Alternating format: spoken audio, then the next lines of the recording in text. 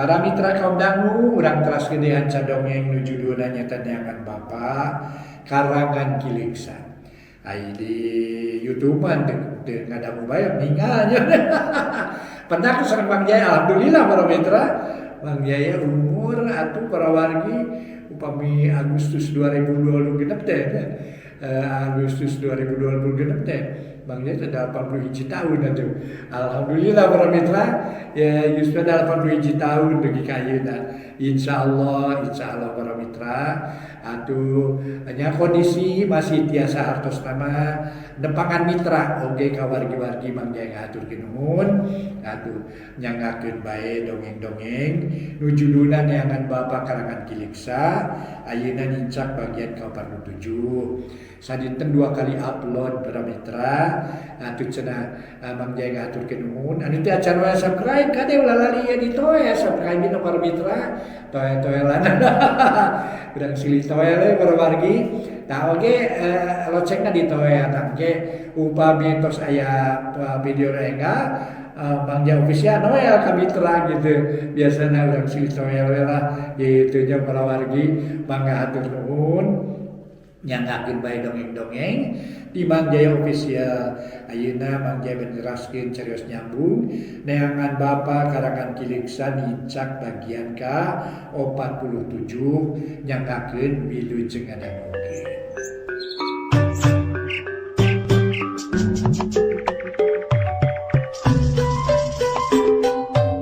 Para mitra kaum dangu, wilujeng tepang dangu sareng acara matuh dongeng enteng pangbeberah manah. Mang Jaya sapara kanca bade neraskeun hanca dongeng nu katunda, carios nyambung judulna neangan Bapa karya Kiliksa.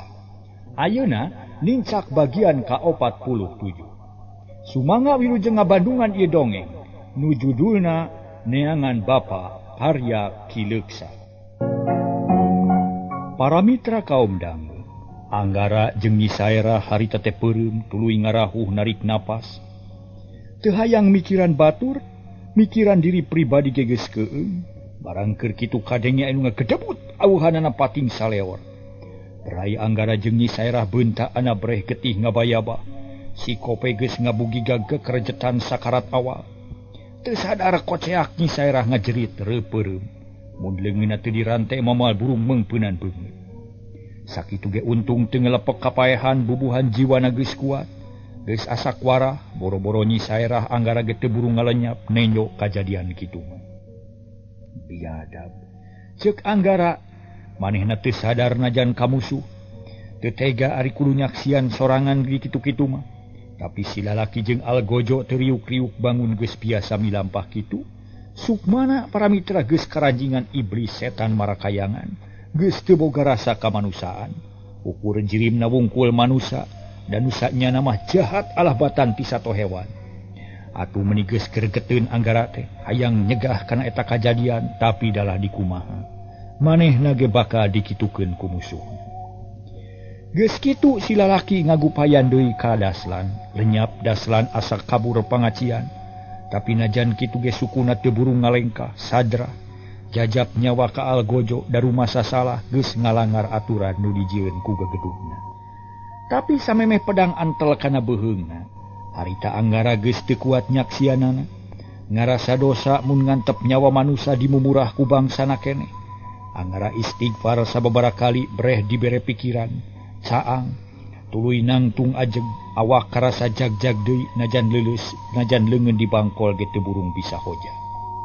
Kejelig-kejelig nenjerag bumi 3 kali rieg-rieg guha ngadak-ngadak euneur asa rek urug. Algojo rek ngalanyawa daslan ngarengkong, matana ngadila kadununganana, ari si lalaki kawasa didinya kerung rarat-reret jajantungna ratu. Keur kitu cakakak aya nu seurih handaruan meh-mehan minuhan eta rohangan. Mata katorekan celeg 2 makhluk gede luhur, sirah antel kana langit kuha malah madongko, da jujul awak gede leuwih ti gede, bitis sagede-gede kenang inungna. Bulu-buluna harira segede-gede inyuk anu badag. Horeng si mana horeng dulja jeung dulji. Nu dionang ku anggara rek dipentaan tulung, teu kudu dititah papatih jin anu 2 hideung ngalaan rantai nu gapakutet leungeun anggara jeung Nyisaera. Kuriwel porosot lesot. Anggara bebas celeng luncat ka Daslan dicentok sekaligus. Dijauhkeun jeung Algojo bruk Daslan rubuh. Tapi teu matak cilaka malah maatoh sabab asa dijahit tina balai. Isairah taki-taki rek milu ngalawan bisi lalaki tadi ngamuk. Tapi aneh nenyok ketak Anggara kitu. Si lalaki nu kawasa mere isyarat ka Algojo, cekok nonyok pilih, perai buka, cileng-cileng si lalaki jeung Algojo luncat, blug panto nutup deui. Atuh Anggara colohok bengong rek newak musuh teu nyamos, rek newak musuh teh nyamos.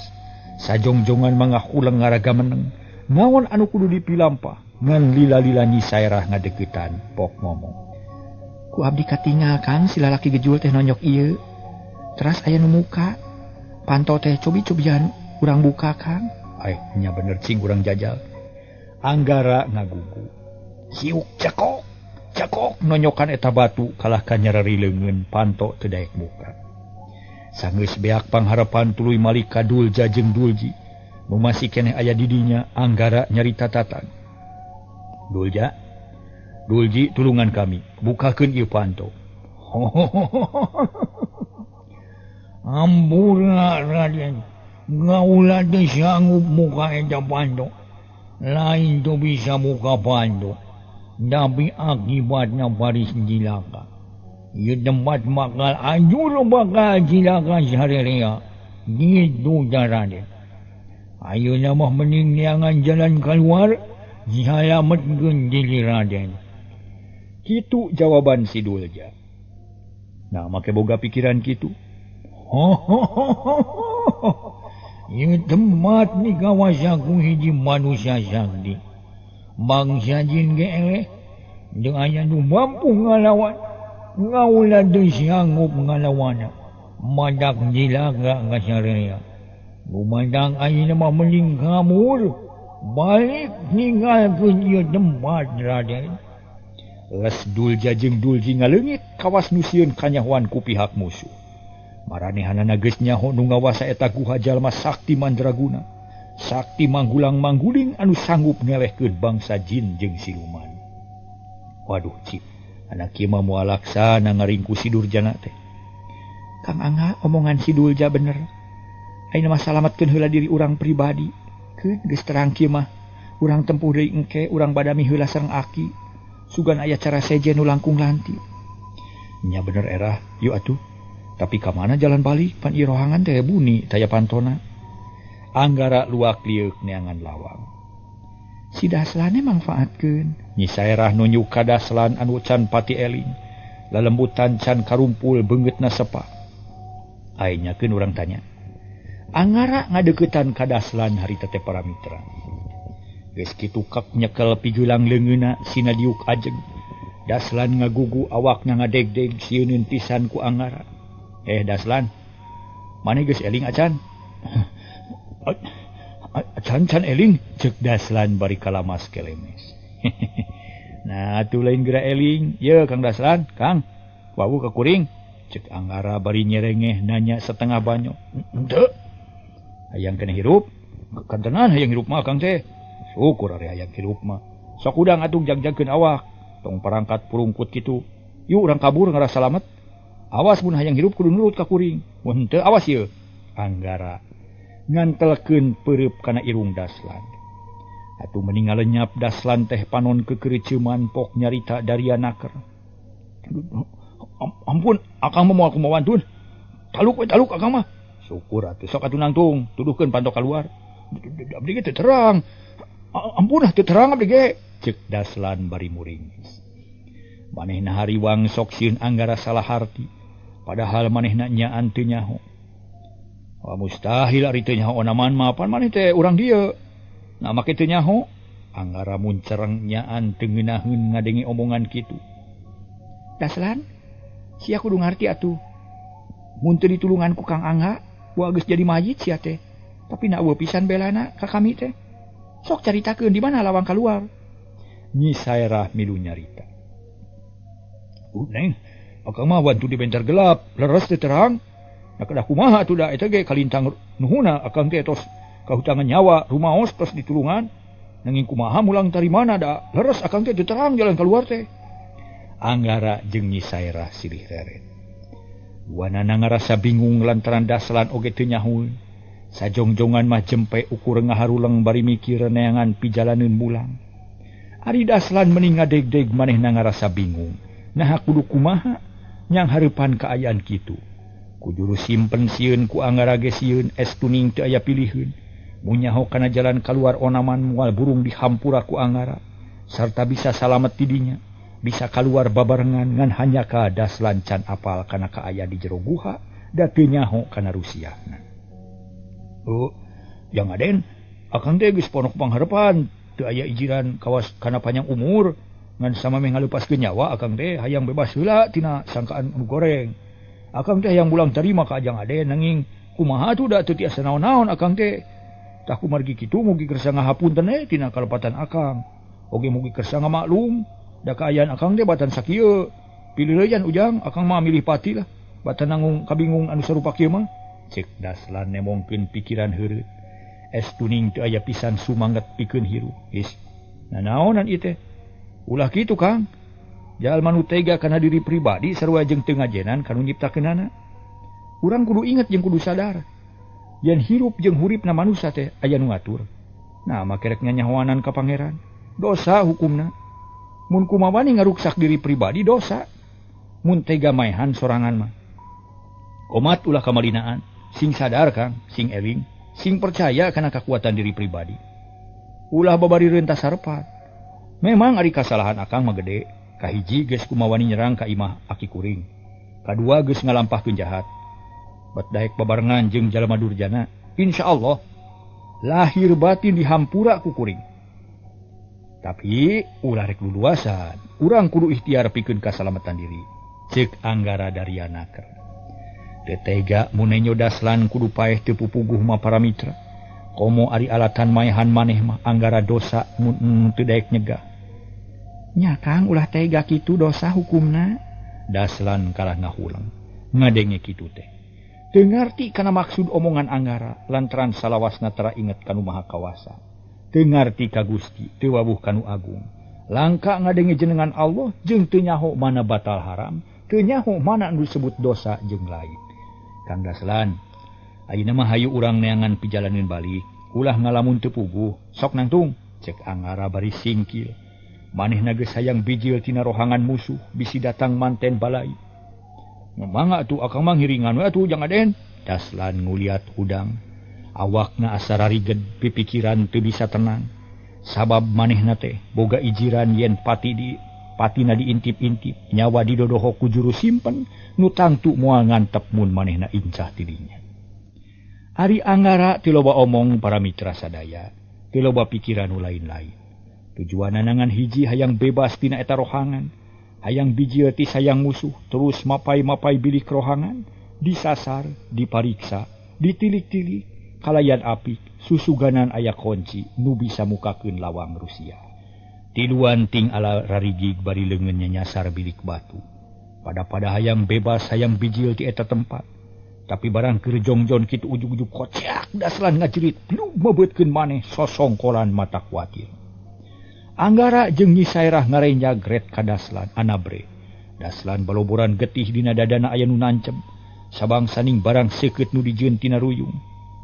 Kang Angga, kunaon si Daslan? Nyi Sairah gugup lantaran reuas nenyo Daslan nu kabeunangan ku pakarang Rusia. Cilaka palang siang urang keur diincer. Be, kumaha mun geus kieu ye mangkaning lawang pangbalikan can kapangi. Anggara bingung manehna ge mencerong kana awak Daslan nu mandi getih. Beuki lila beuki kenor adu glajerna lila-lila ukur kekejetan. Les weh nyawa paturai jeung raga. Palastra sapada harita. Inna lillahi wa inna ilaihi raji'un. Anggara jeung Nyi Sairah meh bareng ngadua bari mencerong kanu ngababatang jadi tumbal eta guha. Teu wani ngarampa, teu wani ngadeuketan, bisi matak jadi mamala jeung nadeui boa teuing engke teh giliran manehanana. Anggara harita nyarita para wargi sadaya. Erah, urang kudu nya neangan jalan pibalikeun. Kumaha tu carana Kang? Da teh bilik batu lain bantrak-bantrakeun urang. Nyi Sairah geus seunggah memeh dek. Da geus kanyahoan rohangan eta sakuriling bungking batu jeung batu wungkul. Era inget keneh lawang basa urut tadi asup tuh paling ditu kan Nyi Sairah nunjuk ka gigir urang akalan kuduaan sugan aya hasilna di kumaha Kang gunakeun tenaga batin urang hijikeun babarengan urang pake ngagempur eta batu sugan nepantona ajur tarekah mah teh lepatna dicobinya Kang hasil sareng henteu nama angin Agusti anu ngerasakeun sok urang cobaan duanana Malik terus nangtungkeun heula batu rek dijieun masa sasaran geus kitu duanana masang kuda-kuda tuluy musirkeun tanaga sarta ngahijikeun rasa jeung pikir manteng kanu maha kawasa neda tanaga nu rosa pikeun ngancurkeun panto batu nu rohaka rakatak duanana ngawatek elmuna dibarengan ku kayakinan nu pinu percaya ka Allah nu maha gagah oge teu poho nyamat aki sura nu jadi guruna blig duanana ang bareng ngalengka deket kana batu nurek digempur kira-kira salengkah dari ujung-ujung aya nu ngageblung tukangeun angara jeung Nyi Sairah sahate gerakna rampak balik babarengan bari ngalepaskeun serangan anu kakara datang sauk bledag kotseak aya nu ngacerit mata katorekan belug aya nu labuh sorahan daruan hiji lalaki ngajapapang bari utah getih keuna pisan mamarasna ku tanaga batin anu meunang ngahijikeun anggara jeung Nyi Sairah colohok teu nyana bakal kitu jadina horeng eta rohangan aya jalma nu datang sigana bae rek ngaroga hala anggara ngan kaburu nyerang saha teh Kang Angga moal salah anak buahna si Jangkung Badag tuh papakeanana sarua untung kabur beunang mun henteu urang kudu ngalaman tarung kumaha ari kabur Kang urang cobaan sakali deui ngabentur panto teh yo atuh duanana Malik deui kawas tadi musirkeun tanaga sanggeus ngahiji langsung nyerang babarengan siu pededag riung kuha asa euneur kulini tapi lawang can temong panon para mitra sadapantona tetep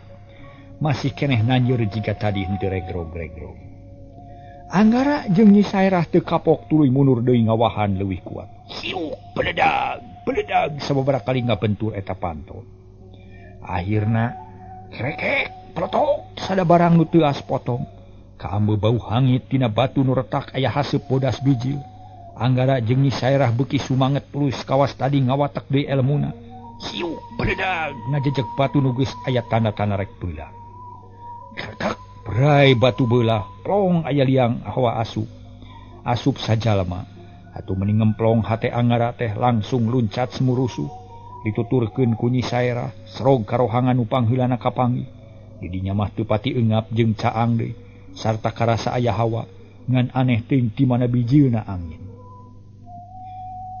Kang tu jalan keluar mudun Nyi Sairah nunjuk jalan keluar urut basa asup bari jeung aya nu mawa teh wah bener hayu turun ceuk anggara bari nuju Nyi Sairah duanana ninggalkeun eta rohangan rurusuhan muru lawang keluar barang serog matak heran panto batu geus rapet deui teu aya tanda-tanda yen aya lawang atuh reg duanana areuleun wah ieu mah ipi sugan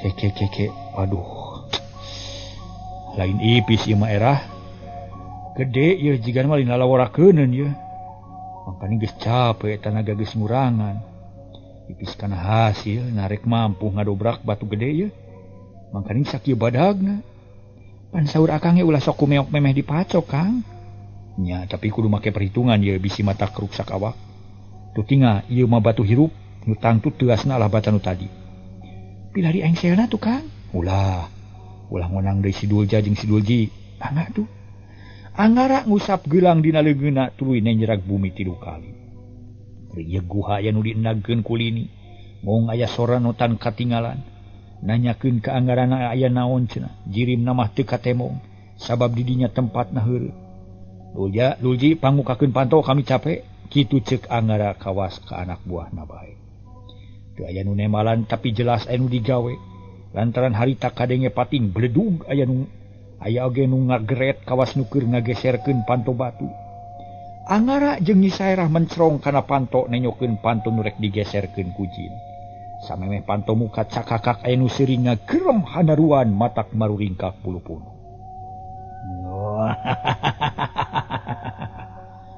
ulah sabat kan ieu sia ayeuna kasabaran aing geus beak modar sia babenyi tucut burung Kitu cek eta manusia jelas ngancam ka manehna. Ari Anggara jeung Nyi Sairah meuni deg-degan sok sieun dibongohan. Lantaran tempat heureut hese pikeun bergerak. Tapi najan kitu ge teu burung caringcing pageuh kancing saringset pageuh iket. Sabab geus jelas bahaya teh geus nampeuk. Siap erah ulah asa-asa mun perlu urang binasakeun eta makhluk. Uman mangkeluk teh ceuk Anggara ngaharewos. Siap Kang. Nyi Sairah magehan beubeur kop nyokot pakarang Rusia. Mangrupa pesolitik anu ngan ukur segede curug tapi eukeul seuketur ngandung racun. Stut aya suara nu nyamber lep Anggara jeung Nyi Sairah ngelong. Palentarang rai barang teuas kana batu. Peluk murag si horeng sabangsa paseuk nu dijieun tina ruyung. Tapi mun keuna kana dada mokaha matak nancem. Pakarang musuh jelas nu ngabinasa sida selam nu kitu tah senjata Rusia.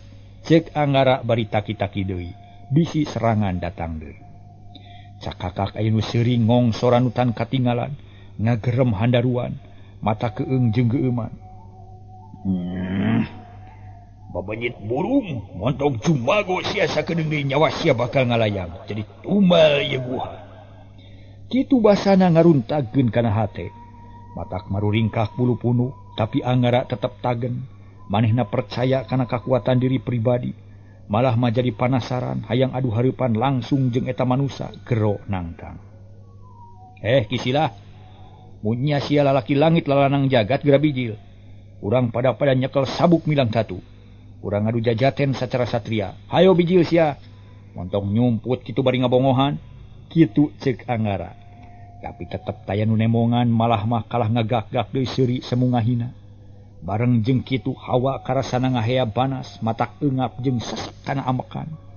Beuki lila beuki panas karasa hareudang meuni bayeungjang. Kesang miti bijil napas ngahegak. Anggara jeung Nyi Sairah silih reret kumaha carana ngalawan pangawasa musuh. Tapi untung para mitra masih keneh ditangtayungan ku nu maha kawasa. Dina kaayaan kitu dul jajeng dul jirengse digawe keret pededung berai panto batu muka blong lawang ngemplong. Puguh meuni teu sirikna surak nu duaan teh bareng ngucapkeun alhamdulillah. Era, ayo bijil. Cek Anggara ngajewang leungeun Nyi Sairah dibawa kaluar ti eta guha. Jeleng-jeleng duanana laluncatan salamet we tina balai. Barang geus aya di luar breh nenjo bedog ngagoler deukeut lawang. Eta bedog Nyi Sairah nu ti heula murag basa ditewak ku pribumi. Nyi Sairah atoheun gancang bedogna dicokot. Alah, kapi milik deui bedog teh Kang. Yah, urang wangsul Kang, ulah lami-lami di dieu. Ceuk Nyi Sairah bari ngasupkeun bedog kana sarangkana. Yuda nya lah ulah lila-lila di dieu. Berengbeng duanana lalumpatan ninggalkeun eta tempat. Hatena bungah lantaran bebas tina balai nu kacida mata keungna.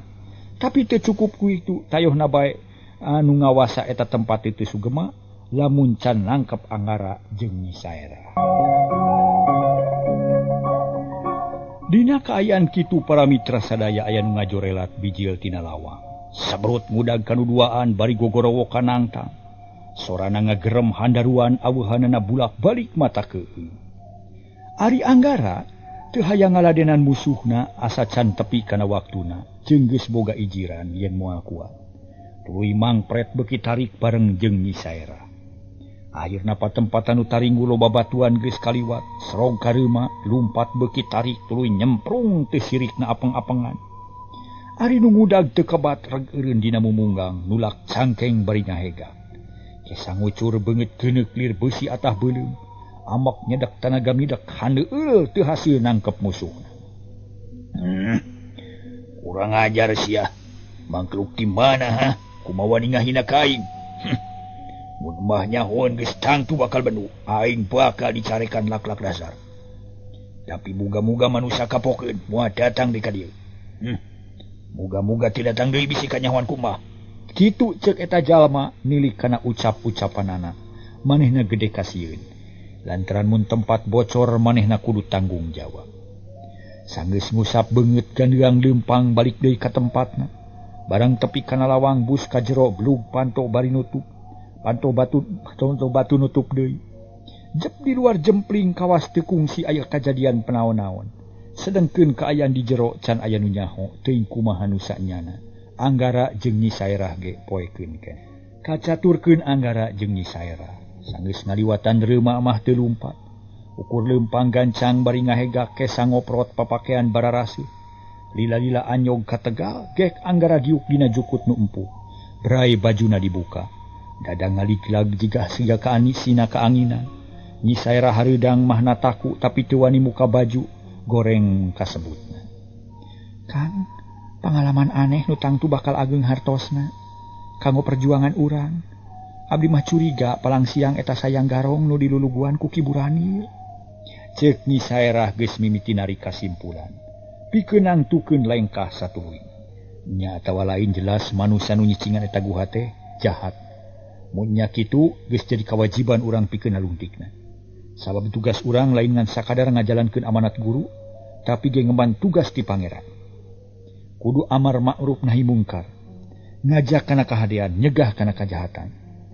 Nanyirkeun keadilan, ngabelaan anu bener. Numpes jeung ngabasmi kajahatan. Laras kitu Kang, tapi kumaha pamendak akang ngeunaan guha anu tadi. Nah kagungan emutan yen eta patalina sareng Ki Buranil bisa jadi. Memang kitu pisan anggapan akang oge era.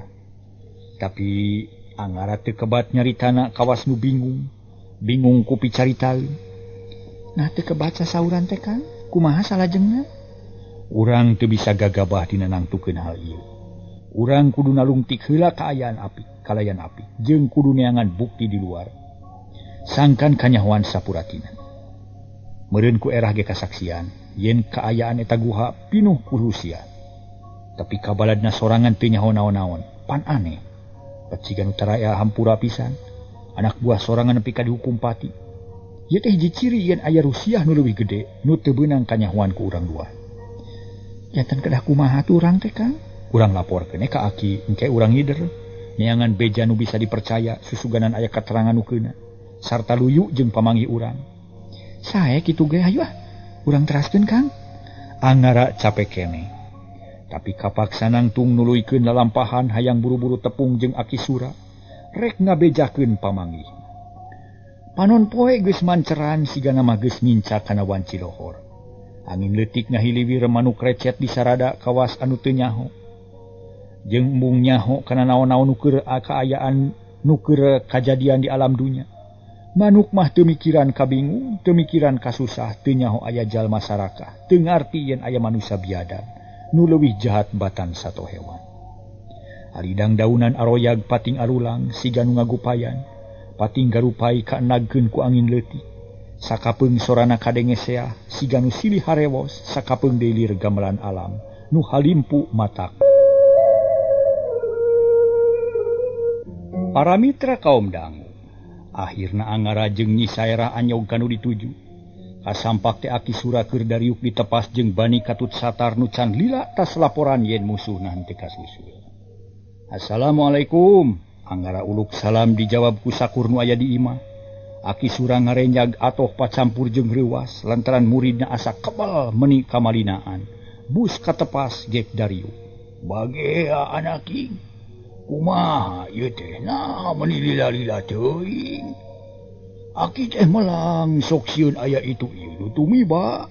Mana musuh teh? Cek Aki Sura ngahujanan ku pertanyaan. Aki leres pisan abdi teh menakan kajanten nu aneh. Nu teu kaemuti samemehna ku abdi teh.